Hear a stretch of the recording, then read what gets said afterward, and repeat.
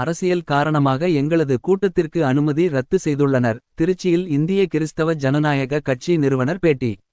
திருச்சியில் இந்திய கிறிஸ்தவ ஜனநாயக கட்சியின் நிறுவன தலைவர் பிஷப் கிறிஸ்துமூர்த்தி செய்தியாளர்களுக்கு அளித்த பேட்டியில், எங்களது இந்திய கிறிஸ்துவ ஜனநாயக கட்சி சார்பில் வரும் 20ஆம் தேதி ஈஸ்டர் தினமான அன்று எங்களது கட்சியின் 27ஆம் ஆண்டு விழாவையொட்டி ஏழை எளியோருக்கான நலத்திட்ட உதவி வழங்குவதற்காகவும் முப்பெரும் விழாவாக கொண்டாடுவதற்காகவும் திருச்சி புத்தூர் நாள் ரோட்டில் எங்களது கூட்டம் நடத்துவதற்காக கடந்த 3ஆம் தேதி உறையூர் காவல் நிலையத்தில் விண்ணப்பித்திருந்தோம். அப்போது எந்த தடையும் கூறாமல் அனுமதி அளித்துள்ளனர். இதனைத் தொடர்ந்து அங்கு கூட்டம் நடத்துவதற்கான கைப்பிரதிகளை அடித்து விநியோகித்துள்ளோம்.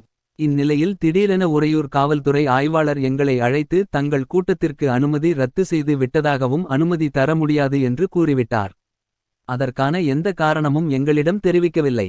அனுமதி இல்லை என்று மட்டுமே கூறி வருகிறார். இது அரசியல் சூழ்ச்சியின் காரணமாக இந்த தடை கொடுக்கப்பட்டிருக்கிறது. திருச்சி கிழக்கு தொகுதி எம்எல்ஏவான இனிகோ இருதயராஜ் சென்னையில் நடைபெறவிருந்த கூட்டத்திற்கு எதிராக நாங்கள் தடை உத்தரவை வாங்கியதை தொடர்ந்து அவரின் தூண்டுதல் காரணமாக எங்களுக்கு தடை விதிக்கப்பட்டுள்ளது. சிறுபான்மை மக்களுக்கு குரல் கொடுக்கும் திராவிட முன்னேற்றக் கழகத்தின் ஆட்சியில் சிறுபான்மை மக்களுக்கு பாதுகாப்பும் இல்லை. வருகின்ற சட்டமன்ற தேர்தலில் எங்களது கட்சியின் சார்பில் சுமார் 25 இடங்களில் தனித்து போட்டியிட உள்ளோம். கூட்டம் நடத்துவதற்கு தொடர்பாக நீதிமன்றத்தை நாட உள்ளதாகவும் தெரிவித்தார். இந்த ஈஸ்டர் திருவிழா பொதுக்கூட்டம் நடத்துவதற்காக சென்னையிலிருந்து இங்கே வந்தோம். நான் புத்தூர் 4 ரோட்டில் கடந்த 3ஆம் தேதி நாங்கள் கமிஷனர் ஆஃபீஸ்லேயும் உறையூர் காவல் நிலையத்திலும் விண்ணப்பம் பண்ணி கொடுத்தோம். அது ஓகே, ஒன்றும் ப்ராப்ளம் இல்லைன்னு சொல்லி போலீஸ் தரப்பில் சொன்னதுனால நாங்கள் கொஞ்சம் அசால்ட்டாக இருந்துட்டோம். கடைசியாக 16ஆம் தேதி இப்போ கேட்கும்போது அனுமதி இல்லைங்க அப்படின்னு சொல்லி உறையூர் காவல் நிலைய இன்ஸ்பெக்டர் சொல்கிறார். நாங்கள் காரணம் கேட்டோம், காரணமும் சொல்ல முடியல, அவரால் ரிட்டர்னில் கொடுங்க அப்படின்னு சொல்லி எழுதி கேட்டோம். அதுவும் கொடுக்க முடியாதுன்ட்டார். அதனால் இந்த கூட்டம் நடத்த வாய்ப்பில்லாத காரணத்தால் திருச்சி மாநகரில் பத்திரிகையாளர்களை சந்திக்கும்படி நாங்கள் வந்திருக்கிறோம். இந்த செய்தியை நீங்கள் மக்களுக்கு கொண்டு செல்ல வேண்டிய மாபெரும் பொறுப்பு உங்களுக்கு இருக்கிறது. ஏனென்றால் எங்கள் கட்சி இந்திய கிறிஸ்தவ ஜனநாயக கட்சி 27ஆம் ஆண்டு விழா 27 வருஷத்துக்கு முன் நாங்கள் துவக்கினோம். இதற்கு இந்த காலகட்டங்களில் நாங்கள் தமிழகம் முழுவதும் சென்று இந்த கட்சியை நாங்கள் பலப்படுத்தி வருகிற தேர்தலில் குறைந்தபட்சம் ஒரு 25 சட்டமன்ற தொகுதிகளை நாங்கள் தனியாகவே வென்றெடுக்க களம் இறங்கியிருக்கிறோம். அதனால் இன்றைக்கி அரசியல் சூழ்ச்சி காரணமாக எங்களுடைய முப்பெரும் விழா ஈஸ்டர் திருவிழா இந்திய கிறிஸ்தவ ஜனநாயக கட்சியுடைய 27ஆம் ஆண்டு விழா ஏழை எளியோர் நலத்திட்ட வழங்கும் விழா மிக சிறப்பாக நடத்தி அருமையாக நாங்கள் பிளான் பண்ணியிருந்தோம். ஆனாலும் நாங்கள் துவண்டு போக மாட்டோம். இதே நிகழ்ச்சியை நாங்கள் நீதிமன்றம் சென்று நாங்கள் ஆர்டர் வாங்கி வந்து இந்த கூட்டத்தை அதே இடத்தில் நடத்துவோம். அந்த இடம் கொடுக்க என்ன எதுக்கு இருக்கிறாங்க, எதுக்கு என்ன சொல்றாங்க? ஒரு காரணமும் சொல்ல மாட்டாங்க. அரசியல் தலையீடு இருக்காதாச்சும் இருக்கும், கண்டிப்பாக இருக்கும். தலைவர் நினைக்கிறீங்க? இனி சொல்லணுமா? தான் பேர் சொல்லமானோ சொல்லலாம். இனிகோ இருதயராஜ் என்ற திராவிட முன்னேற்ற கழக சட்டமன்ற உறுப்பினர் இதற்கு தடையாக இருப்பதாக தகவல் வந்து கொண்டிருக்கிறது. அதனால் எங்களுக்கு இன்றைக்கி எங்களுக்கு அனுமதி இல்லைன்னு சொல்கிறாங்க. சார்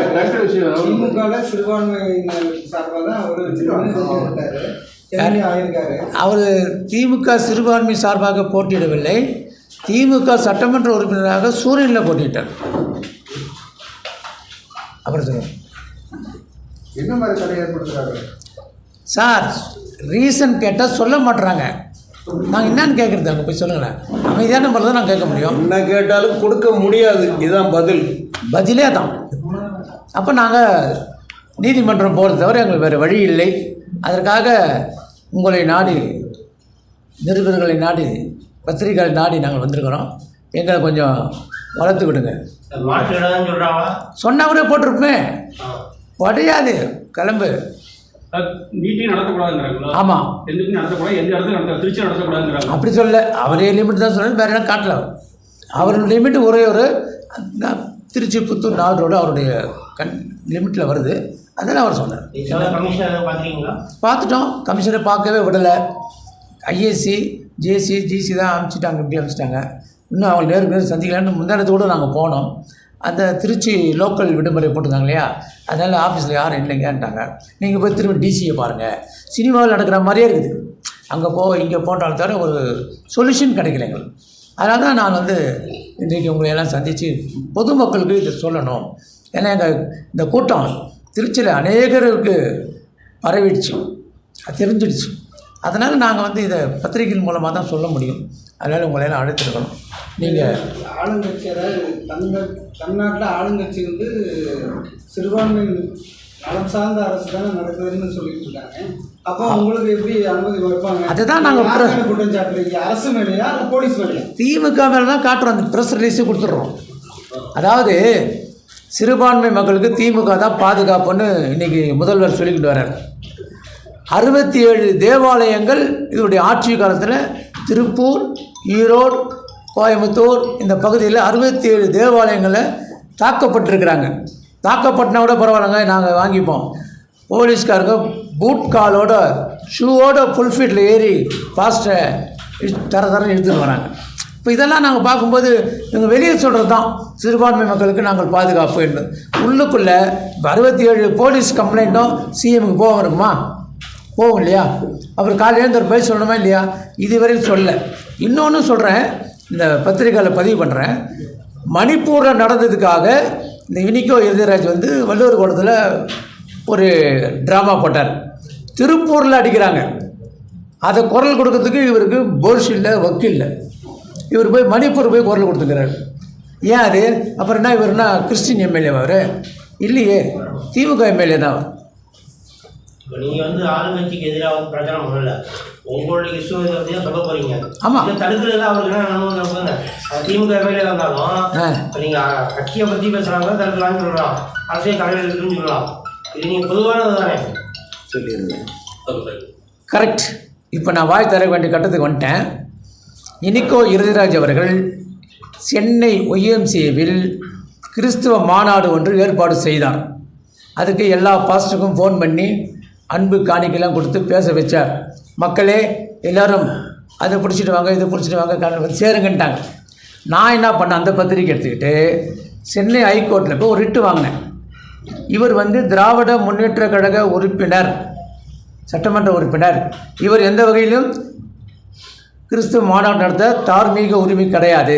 ஒன்று திமுக நடத்தட்டும், பொதுச் செயலர் நடத்தட்டும், இல்லை தலைவர் நடத்தட்டும், இல்லை பாஸ்டர்ஸுங்க நடத்தட்டும், ஆனால் இவர் நடத்துறதுக்கு எந்த உரிமையும் கிடையாதுன்னு சொல்லி போட்டவுடனே அது மாண்புமிகு நீதியரசர் ஆனந்த் வெங்கடேஷ் அவருடைய பெஞ்சுக்கு இது போனதுனால நாங்கள் போட்டது துரைமுருகன் மேலேயும் போட்டோம், துரைமுருகன் மேலேயும் போட்டோம், இனிக்கோ இறுதிராஜ் மேலேயும் போட்டோம். அவங்க 2 பேருக்கு சம்மன் அமைச்சிடனே அவங்க கோர்ட்டில் ஆஜராகி நாங்கள் இந்த விதமான கூட்டம் நடத்த மாட்டோம்னு எழுதி கொடுத்துட்டு போயிட்டாங்க. அப்போ அவங்க இங்கே விடுவாங்களா சொல்லுங்கள்? விடுவாங்களா? விட மாட்டாங்க. அரசியல் ரீதியாகவே நாங்கள் அந்த மறைந்த முன்னாள் முதல்வர் டாக்டர் அம்மாவுடைய அணிவகுப்பில் 20 ஆண்டு காலம் நாங்கள் பயணித்தோம். அவர்கள் மறைவுக்கு பிறகு நாங்களே களம் காணலாம்னு சொல்லிட்டு இப்போ இறங்கியிருக்கிறோம். இதுதான் உண்மை. இந்த 20 வருஷமாக அந்த மாதிரி வீட்டில் போய் கிறிஸ்மஸ் கேக் வெட்டுறதுனால டிஎம்காரங்களுக்கு நல்லா தெரியும், எங்களுக்கு முத்திரை கொடுத்துருக்காங்க.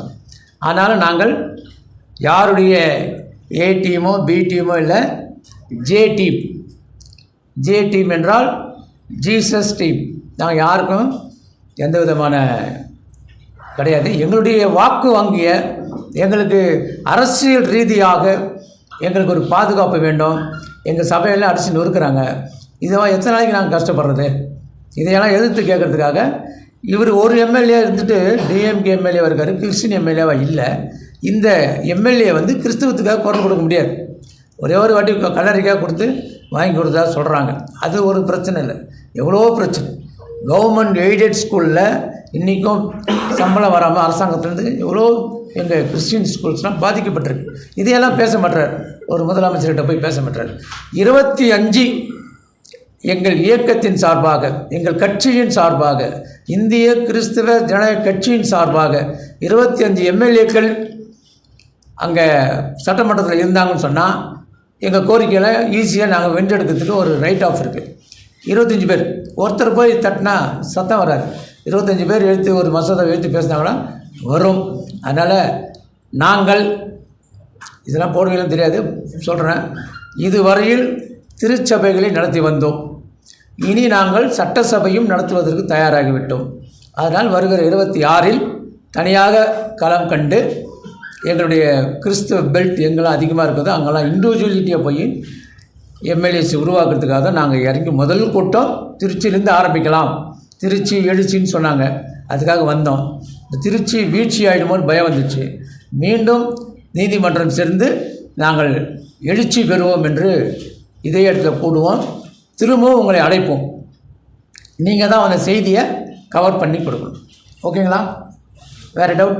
யாரோடையும் கூட்டணி செஞ்சு அமைக்கிற மாதிரியான தனிச்சை போட்டி தனித்து சீமான் வந்து 8% வாங்குறார் சார். எங்கள் பர்சன்டேஜ் ஓட்டு என்னது எங்களுக்கு தெரியும். இது வரைக்கும் எல்லாருக்கும் போட்டுருக்குறான். நம்ம அவங்களெல்லாம் திருப்பினா நாங்கள் ஜெயிச்சிடுவோம். ஒன்றும் பிரச்சனை இல்லை.